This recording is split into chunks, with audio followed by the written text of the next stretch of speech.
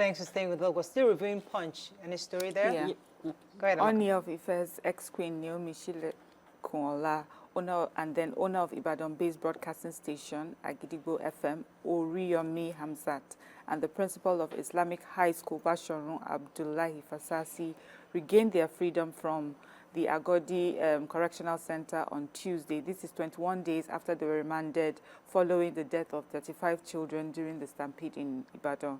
The defendants face 18 counts bordering on murder and manslaughter, and this was pressed against them by the government, the Oyo State government, over the December 18th release. They said that Hamzat was welcomed by a mammoth crowd of his well-wishers at his broadcasting station. He was captured, he was in tears and while addressing the people, and he said, at this time, I'm in a moment of silence and thank you very much. The ruling on Monday said that they had rejected the state government's objection to the defendant's bail application, remarking that since the tragic stampede was not a premeditated act, the defendants were entitled to bail, and that is why they have been, they are out on bail now. So, go ahead, Amaka. Okay, the Ogun State Police Command is searching for a man named Jonah and his unidentified girlfriend for allegedly stabbing a Chinese national, Chen Wang, to death. This die everywhere. Chen Wang, who is a 33-year-old expatriate and manager of Fujiada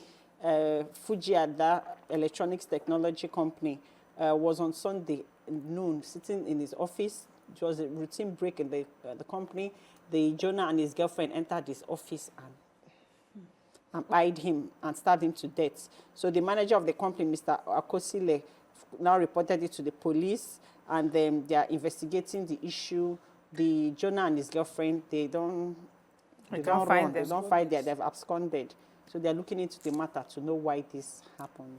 So the major headline in the Punch is the states in the southwest are strategizing in response to the reported influx of bandits and fighters from the Islamic State West Africa province into some of the regions in the southern west side of Nigeria. If you recall, the governor of Oyo State, Seyi Makinde, was speaking during his address. They said that they warned that bandits fleeing military operations in the northwest were seeking refuge in the southwest, and especially even in his own state, in Oyo State. Raising the concern, he says during the security briefing, he learned that some bad elements from northwest are coming down, and they are working with the counterparts from other states to see what they can do to secure their states. Also, the Lagos State governor noted that he's also consulting with his counterparts in Oyo, Osun, and Ogun State. Ekiti State said that as the chairman of the Governors Forum of the Southwest, they're doing everything they can to ensure they can combat this influx of supposed bandits. This is quite troubling to know that many of them are fleeing to the Southwest. I'm wondering why Southwest states in the first place. But the governor is receiving intelligence reports on different matters, and he's consulting with other governors to be sure that they're able to get these issues resolved as soon as possible. Moving on now to Daily Sun. National Assembly focuses on electoral reforms, constitution and constitutional review. Budget 2025, National Assembly issues NPA, FIRS, TCN, other absentee agencies 48-hour ultimatum. Wike issues 5,481,000 C of O's in 16 months, says FCT. Title documents now ready in 2 weeks. Marwa seeks more National Assembly support, defends the 67.5 billion naira 2025 NDLEA budget, and DSS Tinubu's approval of appointment of Deputy DG sparks celebration. Okay, which story are we starting with? NDLEA. Okay. The Chief Executive Officer, CEO, Chairman of NDLEA, Brigadier General Mohammed Marwa, retired, has expressed appreciation to the National Assembly, especially the Senate and House of Committees on Narcotics, Drugs, for their commitment to the nation's fight against substance abuse and illicit drug trafficking, and he has appealed for their continuous support to enhance the capacity and capability of the agency to deliver on its mandate.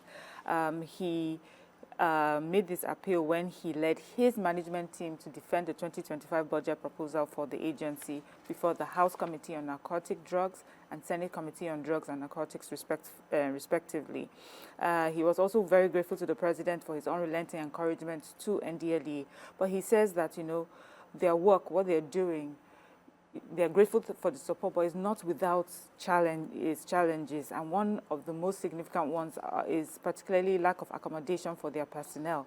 He says this matter cannot be overstated as these reports come to his desk daily. He says killing of his personnel and their families, and that this is a very serious issue, for them, of course. While they are doing their jobs, these criminals are finding ways to also destroy the lives of these personnel and their families. This is really sad. And so they're asking that the barracks project is really critical because, of course, if they're staying in their own barracks, at least they're in a safe place. They're able to go do their work and come back and stay within the barracks. And so they're asking, for even more support, please, towards their budget and the project that they have highlighted for 2025. So we have good news.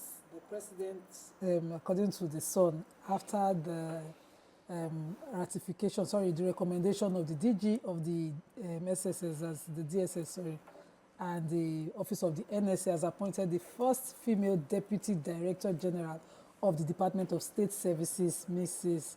Folashade Ariola Adeka Iyaoja.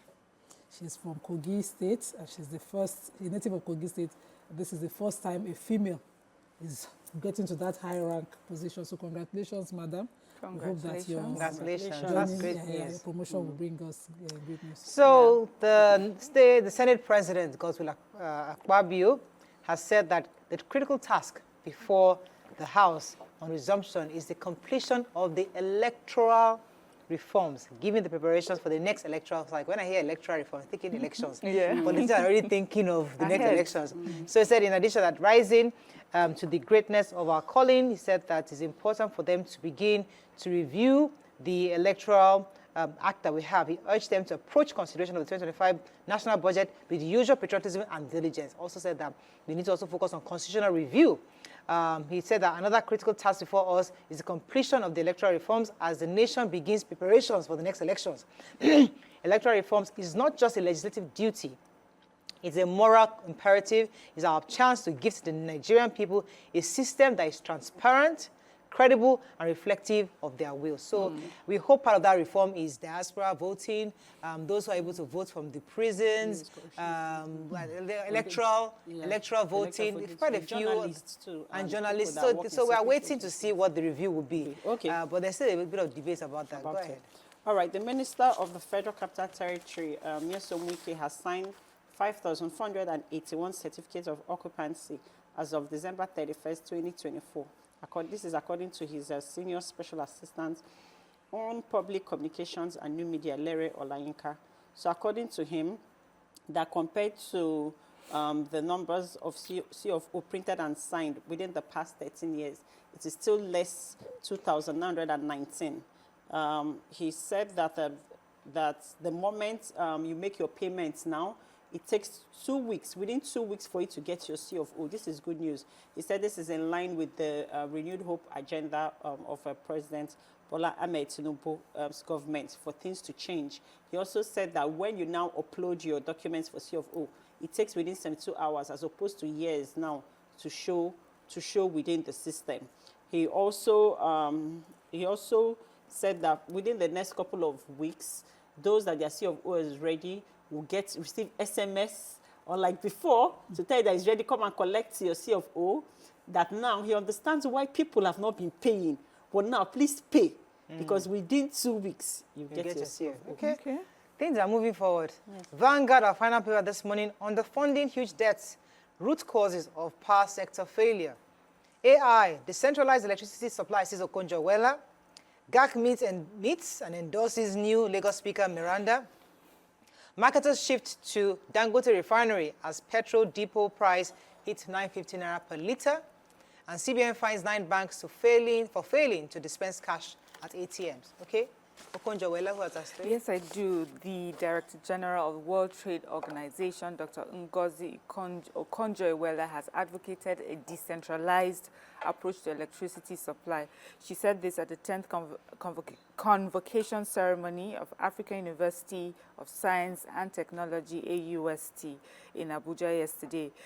She says that Nigeria must increase internet access for her citizens to be able to upskill them in AI, a feat that will only be possible with, will not be possible without access to constant power supply, and that Nigeria could not afford to be left behind in AI. She says that power outages and constant interruptions might prove a more challenging constraint in Nigeria and other African countries to internet access and AI adoption. So she really spoke about, the advancement that will come with AI and how lack of electricity or shortages in electricity supply is going to affect that, especially for us in Nigeria.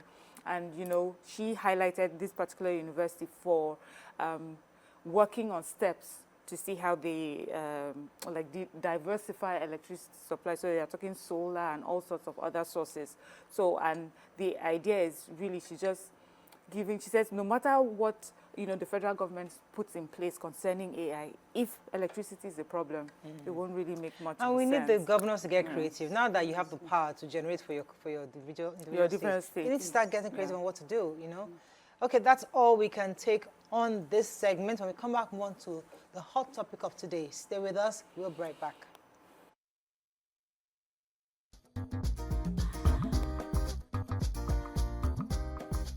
Stay tuned. Your View will be right back.